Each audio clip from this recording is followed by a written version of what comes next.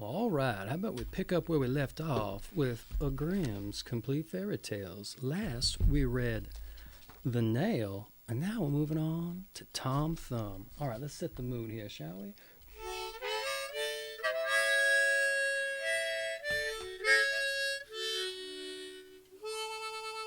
All right, Tom Thumb, let's get it. Excuse me there. There was once a poor country man who used to sit in the chimney corner all evening and poke the fire, while his wife sat at her spinning wheel. And he used to say, "How dull it is without any children about us. Our house is so quiet, and other people's houses so noisy and merry." "Yes," answered the wife and sighed, "if we could only have one, and that one ever so little, no bigger than my thumb, how happy I should be. It would indeed be having our heart's desire." Now it happened that after a while the woman had a child who was quite perfect in all his limbs, but no bigger than a thumb. Then the parents said, "He is just what we wished for, and we love him very much." And they named him according to his stature, Tom Thumb. And though they gave him plenty of nourishment, he grew no bigger, but remained exactly the same size as when he was first born. And he had very good faculties, and was very quick and prudent, so that all he did prospered. One day his father made ready to go into the forest to cut wood, and he said, as if to himself, "Now I wish there was someone to bring that cart to me." "Oh, father," cried Tom Thumb, "if I can bring the cart, let me alone for that, and in proper time, too." The father laughed and said, "How will you manage that? You are much too little to hold the reins." "That has nothing to do with it, father. While my mother goes on with her spinning, I will sit in the horse's ear and tell him where to go." "Well," answered the father, "we will try it for once." When it was time to set off, the mother went on spinning after setting Tom Thumb in the horse's ear. And so he drove off crying, "Gee up, gee woo." So the horse went on quite as if its master were driving him, and drew the wagon along the right road to the wood. Now it happened just as they turned the corner, and a little fellow was calling up, "Gee up," that two strange men passed by. "Look," said one of them, "how is this? There goes a wagon, and the driver is calling to the horse, and yet he is nowhere to be seen." "It is very strange," said the other. "We will follow the wagon and see where it belongs." And the wagon went right through the forest up to the place where the wood had been hewed. When Tom Thumb caught sight of his father, he cried out, "Look, father, here am I with the wagon. Now take me down." The father held the horse with his left hand, and with his right he lifted down his little son out of the horse's ear, and Tom Thumb sat down on a stump, quite happy and content. When the two strangers saw him, they were struck dumb with wonder. At least one of them, taking the other aside, said to him, "Look here, the little chap would make our fortune. If we was to show him in the town for money, suppose we buy him?" So they went up to the woodcutter and said, "Sell the little man to us. We will take care he shall come to no harm." "No," answered the father, "he is the apple of my eye, and not for all the money in the world would I sell him." But Tom Thumb, when he heard what was going on, climbed up by his father's coat-tails and perched himself on his shoulder. He whispered in his ear, "Father, you might as well let me go. I will soon come back again." Then the father gave him up to the two men for a large piece of money. They asked him where he would like to sit. "Oh, put me on the brim of your hat," said he.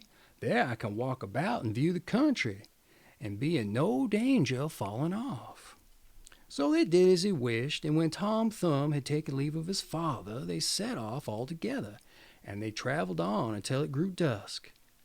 And the little fellow asked to be set down a while for a change, and after some difficulty they consented. So the man took him down from his hat and set him in a field by the roadside, and he ran away directly. and after creeping about along the furrows, he slipped suddenly into a mouse hole, just what he was looking for. "Good evening, my masters. You can go home without me," he cried to them, laughing. They ran up and felt about with their sticks in the mouse hole, but in vain.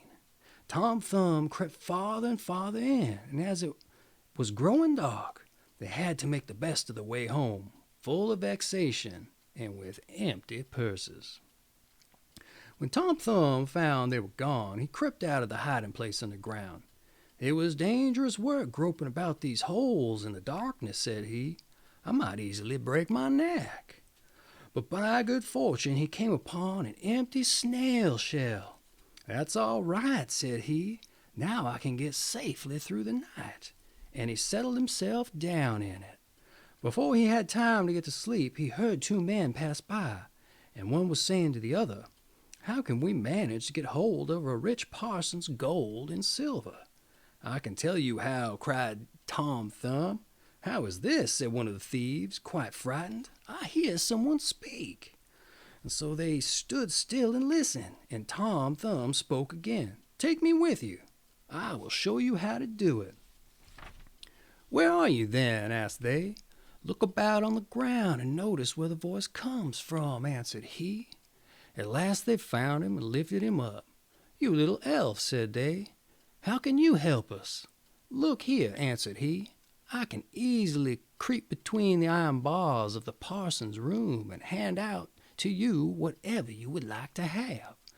"Very well," said they, "we will try what you can do." So when they came to the parsonage's house, Tom Thumb crept into the room, but cried out with all his might, "Will you have all that is here?" So the thieves were terrified and said, "Do speak more softly, lest anyone should be awakened." But Tom Thumb made as if he did not hear them, and cried out again, "What would you like? Will you have all that is here?" So that the cook, who was sleeping in the room hard by, heard it, and raised herself in bed and listened. The thieves, however, in their fear of being discovered, had ran back part of the way. But they took courage again, thinking that it was only a jest of the little fellows. So they came back and whispered to him to be serious, and to hand them out something. Then Tom Thumb called out once more as loud as he could, "Oh yes, I will give it all to you. Only put out your hands." Then the listening maid heard him through the distinctly that time, and jumped out of bed and burst open the door. The thieves ran off as if wild huntsmen were behind them, but the maid, as she could see nothing, went to fetch a light.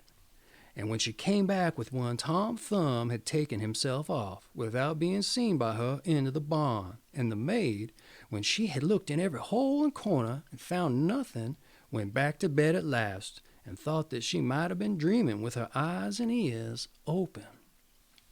So Tom Thumb crept among the hay, and found a comfortable nook to sleep in, where he intended to remain until it was day, and then to go home to his father and mother. But other things were to befall him indeed. There is nothing but trouble and worry in this world. The maid got up at dawn of the day to feed the cows. The first place she went was the barn, when she took up the armful of hay, and it happened to be the very heap in which Tom Thumb lay asleep. And he was so fast asleep that he was aware of nothing, and never waked until he was in the mouth of the cow, who had taken up with the hay.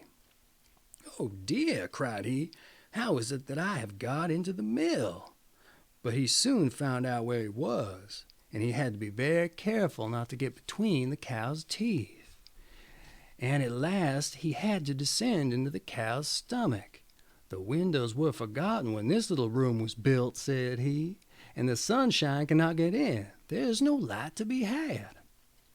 His quarters were in every way unpleasant to him, and what was worst, new hay was constantly coming in, and the space was filling up.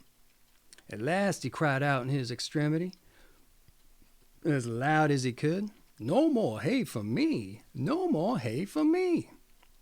The maid was then milking the cow, and as she heard the voice but could see no one, and as it was the same voice that she had heard in the night, she was so frightened that she fell off a stool and spilt the milk, Then she ran in great haste to her master, crying, "Oh, master dear, the cow spoke." "You must be crazy," answered her master, and he went himself to the cow house to see what was the matter. No sooner had he put his foot inside the door than Tom Thumb cried out again, "No more hay for me! No more hay for me!" Then the parson himself was frightened, supposing that a bad spirit had entered into the cow, and he ordered her to put to death.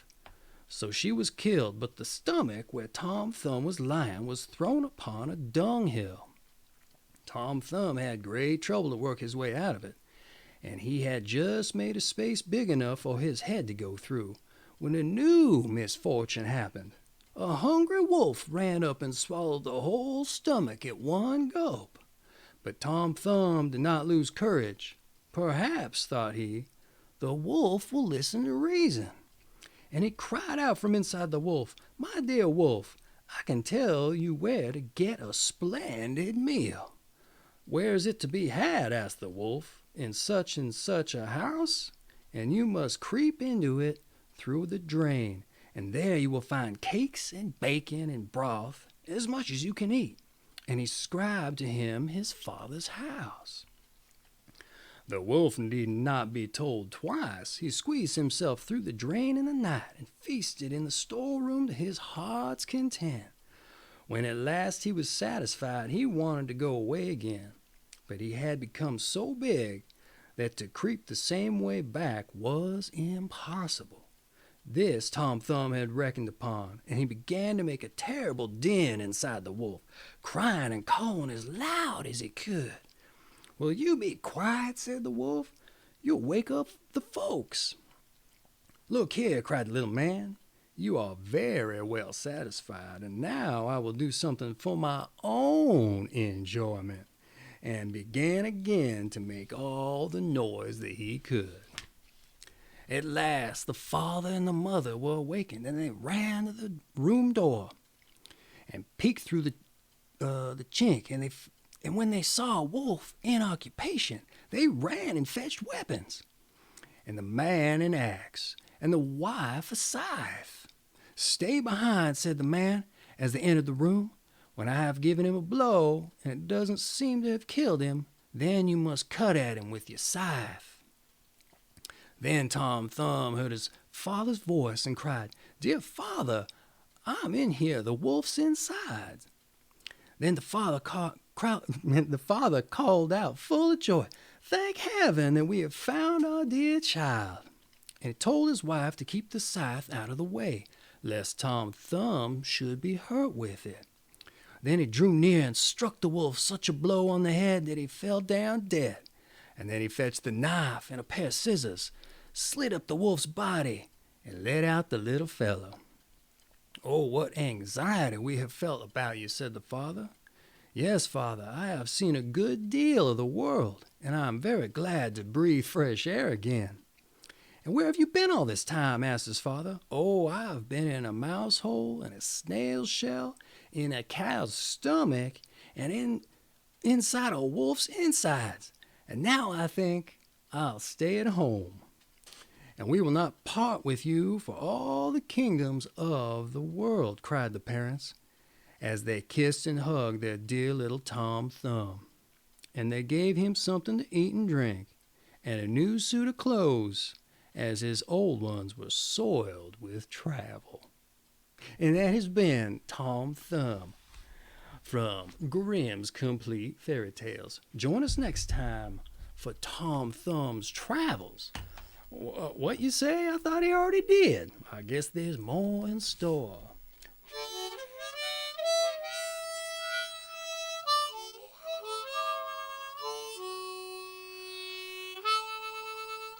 All right, see you then.